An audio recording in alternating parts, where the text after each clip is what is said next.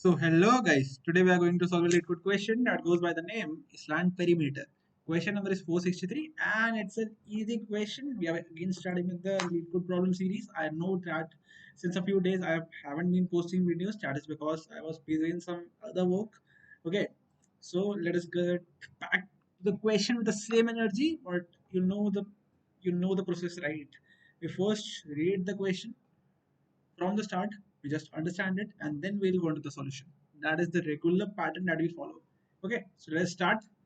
Are you excited? Yes, I am excited, as you can see. Okay, so you're given a row into column grid representing a map. Grid of I, j is equal to 1 represents land, and grid j is equal to 0 represents water.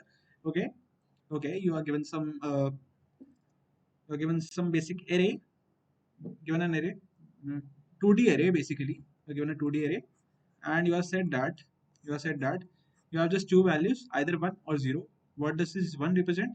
This 1 represents land, and this 0 represents water, and this 0 represents water. Okay, so what I'm about to what I have to do is, grid cells are connected horizontally or vertically, not diagonally. Okay, so they can be connected either horizontally or vertically, but this diagonal is not possible. This cannot be possible. Okay, the grid is completely surrounded by water. There is exactly one island, that is one or more connected land cells. Okay, the island doesn't have lakes, meaning the water inside isn't connected to the water around the island. Okay, meaning the water inside isn't connected to the water around the island. One cell is a square with side length 1. The grid is rectangular, width and height doesn't exceed 100. Determine the perimeter of the island. Okay, so what I am basically said is, suppose you are given with this array. Okay, I am said that this one will represent my land and all the zeros would represent my water. So suppose if this one is my land, then this would be a land piece, right? This would be a land piece. But what if I say that this is also one? So this can be considered as a land. This can be considered as a land. Yes. What if this is also one? This is also one. So this can be a connected land. This can be a connected land. Okay. What if this is also one? What if this is also one? So this all will be a connected land. Okay. What if this is also one? So this all will be a connected land. What this all will be connected land. So I have to just return this. Basically, what I have to return that how many I have to return the perimeter. So what I have to return, what I am said is all of these sticks contribute to one size. All of these sticks contribute to one size. So when I'll just highlight these sticks, how many sticks are needed? How many sticks are needed? Just see. See, you can basically make a clear observation out of this. I'll just tell you how to make the observation. Okay, if one stick contributes to one edge length, so if you can see how many sticks are being covered in this, basically one stick, then one stick, then one stick here, one stick here, one stick here, one stick here, one stick here, one stick here, one stick here, and one stick here, one stick here. Okay, and are these sticks contributing to the perimeter? No, because as they're inside, they won't be contributing to the perimeter. This also and this also. Okay, so all these inside strings would be contributed to the perimeter. So what is the basic observation I can make? Observation I can make through this is basically, observation is all the extreme, like all this outside sticks would only contribute to my perimeter. All this outside sticks would be contributing to my perimeter, and all the inside strings would be contributing. And when this string becomes inside, when any of these are adjacent, when any of these blocks are adjacent, then only the sticks get overlap, because if these two are adjacent, then this stick wouldn't be used, because as it now comes inside. Okay, so if you just see a normal case in which only one land is present and all the others are water, others are water, and only one land is present. This is basically the land that is denoted by green. Okay, so how many sticks can these contribute at max? So basically four sticks. One this, two, three, and four. So at max, all the blocks can contribute to four sticks. This is the basic observation that I can make. But if suppose this one is not adjacent to it, so this would be covering my stick, this would be covering my one stick. Okay. And suppose if this is also adjacent, this would be covering my one stick. Suppose this is also adjacent, this would be covering my one stick. Okay. And suppose if this is also adjacent, this would be covering my one stick. Okay. So all the adjacent ones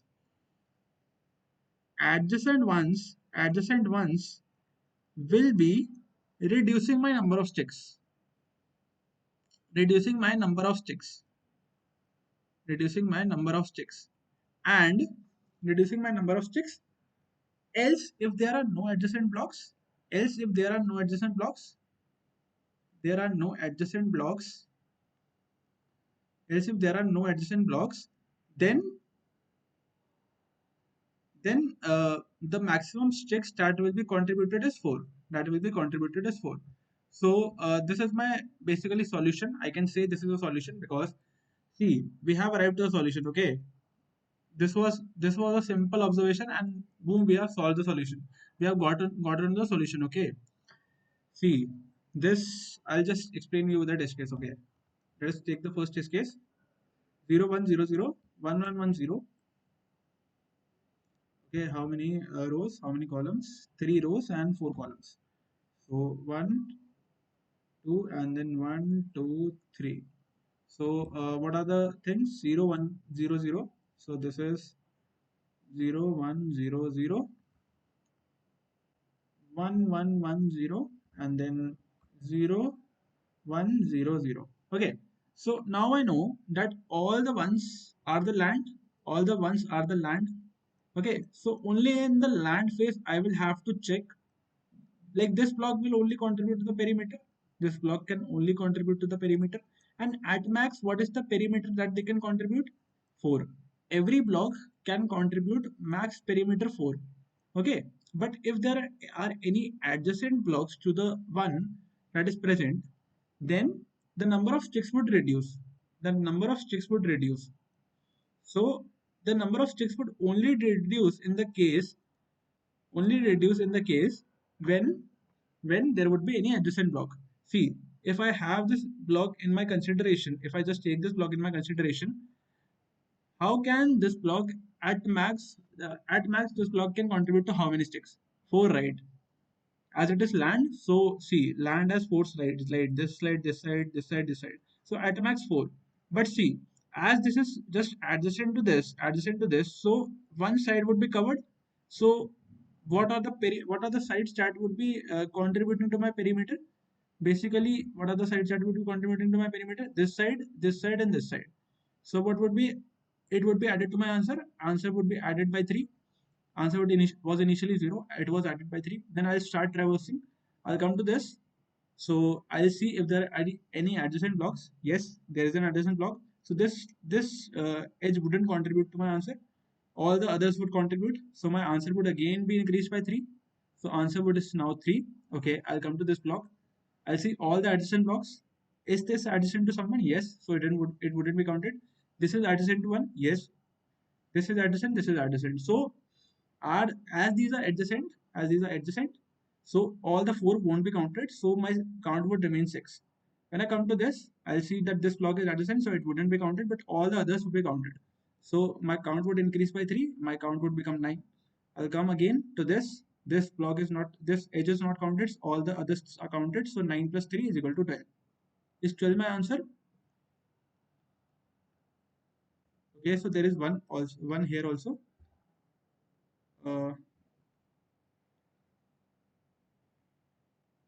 Basically there were 4 rows. The same would be like this also, 0 1 0 0. This was 0 1 0 0 only, and this was 1 1 0 0. So basically 2 for this and 3 for this. Okay, because basically see, why 2 for this? Just see, as it has an adjacent block, so 2 would be counted, and for this 1 2 3 would be counted. Okay, so the count would be increased by 2 and then 3.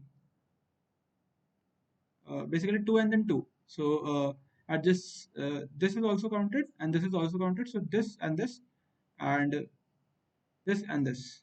So it would be summing up to 16. It would be summing up to 16. Okay, as this would also contribute to just 2, because see, as now this is also this one is adjacent to this one and this one, so it will contribute only 2 edges, so it would be resulting in 16. I'll just take one more test case. See,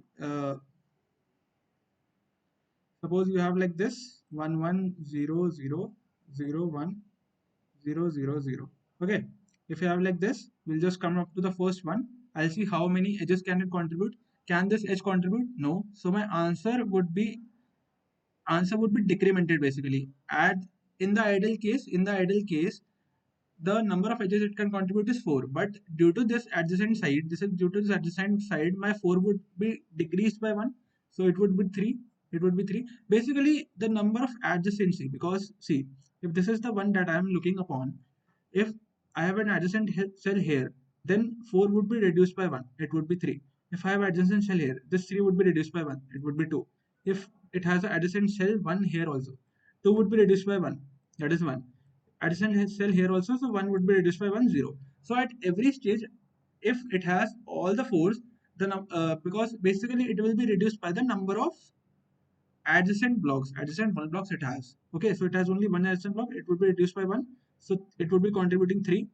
It has two adjacent blocks, so it would be contributing 2 only. It has one adjacent block, it will be contributing 1 only. It would be contributing 3 only. Okay, as it has one adjacent block, so 4 minus 1 is equal to 3. Okay, so what would be my answer? 3 plus 3 plus 2. 3 plus 3 plus 2 is equal to 8. Okay, so this is my answer. This is what I am doing. Okay, and I'll just try to write the code for this. This is my final answer. Okay, and there are some cases you have to look upon. See, basically, what are the cases? What are the edge cases?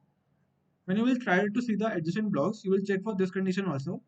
When suppose I'm looking here, okay, so you have to check whether my I minus 1 or j plus 1 or I plus 1 or j minus 1 doesn't go out of bounds. Okay, you have to just check for the out of bound condition. So I minus 1 should be greater than equal to 0, j plus 1 should be less than equal to answer dot size minus 1, basically the grid dot size minus 1.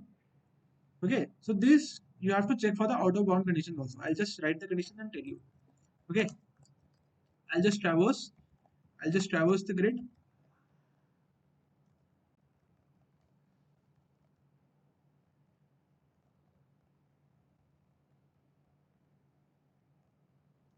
Hmm. And then what I'll do is, in the ideal case, what is my count gonna be? In the ideal case, my count is gonna be 4. Okay. And in what cases it is gonna be reduced? See, if my I is greater than 0 and answer of I minus 1, sorry, I minus 1 and j equal to 1, then my count is gonna reduce. Okay. If I is less than answer dot size, grid dot size basically minus 1 and grid of I plus 1 j equal to 1, then it will be reduced.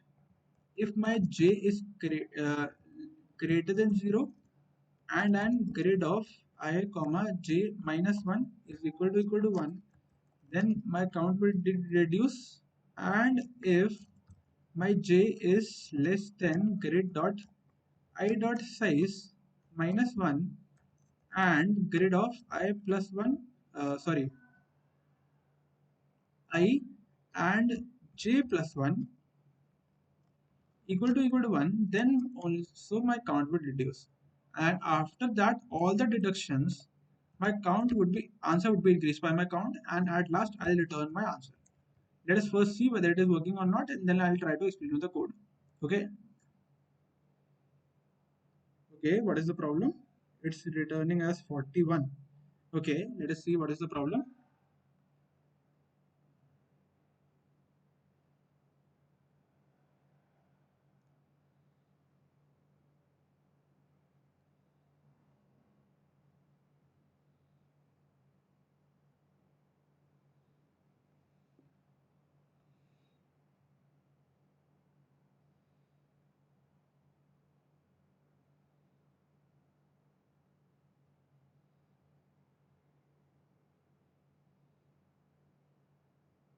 Basically, we are getting a higher answer. Okay, why we are getting this? Basically,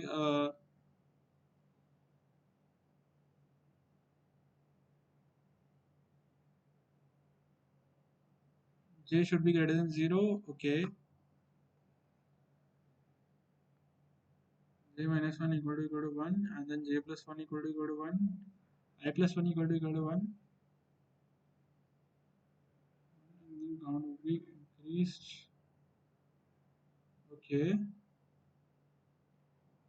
and sorry, it would be only executed for the cases. It would be only executed for the cases when my current element that is taken into consideration is equal to 1. Okay, now I'll try to run. See, I'm not editing these parts because you should know how we debug. Okay, you should be knowing about if there are error arise, because see, errors can arise. Okay, see, it has run successfully. Errors can arise, and you should know how to deal with errors, how to not just see the solution. Okay, sometimes it is just one line, one word, and you just see the solution and see, just delete all your approach and just copy paste the solution. This is not a right way to approach the problems. If you are stuck, just see how to solve this. Okay, so what I'm doing is basically in this C, why I'm writing I greater than 0, I less than grid dot size. Basically, see, if the element that is being into consideration, see, if the element that is in consideration is suppose here. Okay, so you will be checking for only the cases, like see, if you want to check the upper element. Okay, you want to check for this, that I minus 1 and then j, the same column but row is minus 1. Okay, so you will check for only these rows, you will check the condition for only these rows starting from the first row. Because see, if you check for 0, then I, if I is 0 that is to be considered, then I minus 1 would be minus 1, and this is not valid. So I should be starting from 1, and for the column also j should be starting from 1. Similarly, from the last, if basically this is 2, so if I'll do plus 1, so it will become 3, but 3 is not present. So this is the max row I can approach, and if I do plus 1, I will just check this. Okay, just remember, you have to just try to understand, you have to just stay up to plus 1, because you are checking minus 1 and plus 1, minus 1 and plus 1 on all the cases. So you have to maintain a one margin so as to uh, not go out of bound conditions. Okay, so this was the overall solution. If you just see the time complexity is O of n square. Basically traversing, we are just traversing the loop, once. So as it's a 2D array, so it would take O of n square time. What about the space complexity? Am I using an extra space? No. So space complexity is O of 1. This was the overall solution to the question slant perimeter. I hope you guys like the solution. If you have any doubts regarding the solution, you can just bring it on in the comments. If you like the solution, do like, share, subscribe. Thank you. Have a nice day. Bye bye.